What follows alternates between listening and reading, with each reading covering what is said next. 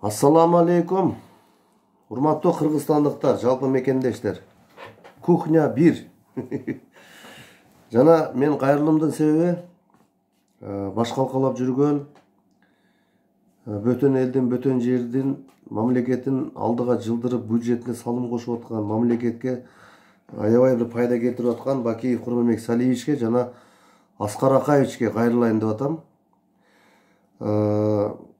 Жөн эле кайрылганда мындай жүрөктөгү кичине болсо да сөздөрдү айтып коеюн дедим.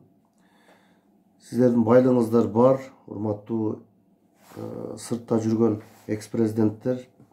Эгер чындап эле мамлекетти сагынсаңыздар, жакшы көргөн болсоңуздар, элиңизди, жериңизди, топуракты сагынган болсоңуздар, азыр бюджет 36 миллиард сом таңкыстык болуп турат. Бул бир саясатчынын сөзү эмес. Мен өзүмдүн оюмду айтып коеюн дедим. Дүйнөнүн жарым байлыгы ошол пайгамбардык болгон, Сулайман пайгамбардыкы. Ал киши да бул дүйнөдөн өткөн да. Бара турган жерибиз 2 метр жер. Алла Таала кечиримдүү, мээримдүү, ырайымдуу. Ушундай убакта бир жардам көрсөтсөңүздөр жакшы болот эле.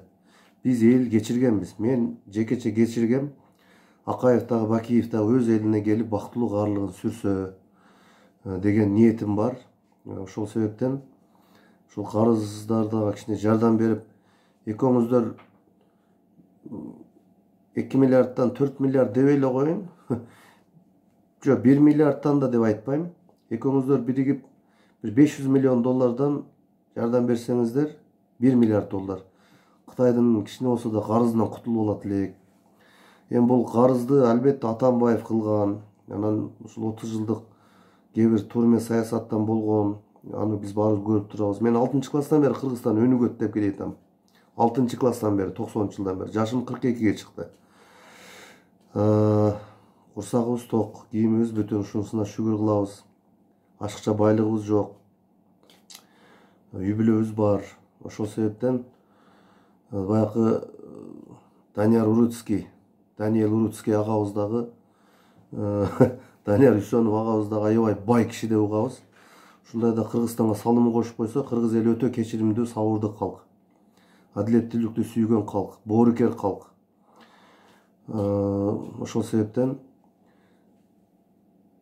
ушул бийликке жардам берип, шотко которсоңуздар, эми сиздердин колуңуздар узун, тилиңиздер жетет, кайерге болсо дагы ушунча котордум, кыргыз эли кечириңиздер десеңиздер, келсеңиздер болот деп ойлойм. Акчаны бербесеңиздер деле мен кечиргем, келип жашай берсеңиздер болот. Бирок Кыргызстандагы тарыхтагы сакталып калган, жазылып калган президент сиздер да, ошон үчүн ушул нерсени айтып коеюн деп чечтим. Азыр өзүмдүн оюма келип, бул сөз жетет деп ишенем. Биз Курманбек Салиевич менен 2003-жылы Алабука Чаткалдан депутаттыкка койгондо колдоп жүргөнбүз. Андан кийин президенттикте колдогонбуз. Бирок 2010-жылдан 2020-жылга чейин элдин үмүтү акталган жок. 67 миллиард сом бюджетте бар эле 2010-жылы. Бирок азыр ушул 36 миллиард сом таңкыстык болуп атат. Кыргыз элин жерин сүйсөңүздөр, ушул кол кабыш кылып коюңуздарды өтүнөт элек.